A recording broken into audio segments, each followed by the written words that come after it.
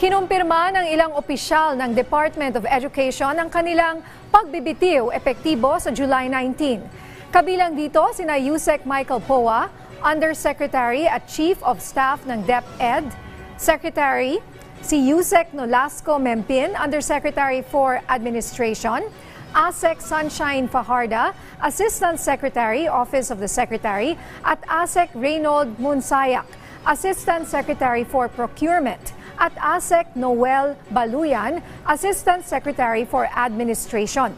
Sa kanyang pahayag, sinabi ni spokesperson Attorney Poa na marapat lamang ito para bigyan ng kalayaan si incoming DepEd Secretary Senator Sonny Angara na makapamili na magiging bahagi ng kanyang liderato sa DepEd. Maghihintay pa lamang din ang opisyal na direktiba mula kay VP Sara kung kailangan pa nito ang kanyang serbisyo sa OVP. Sa ambush interview sa groundbreaking ceremony ng MMDA Annex Building at paglulunsad ng Enhanced Command Center, sinabi ni incoming DepEd Secretary Sonny Angara na personal niyang nakausap si Poa hinggil dito.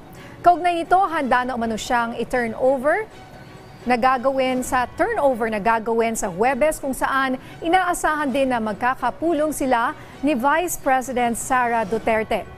Samantala, sinabi ni Angara na kabilang sa kanyang tututukan ay ang K-12 program. Poor implementation ng K-12 so far. So one of our marching orders from the President is improve the implementation. Maganda ang konsepto ng K-12. Nabigyan ng trabaho ang graduates,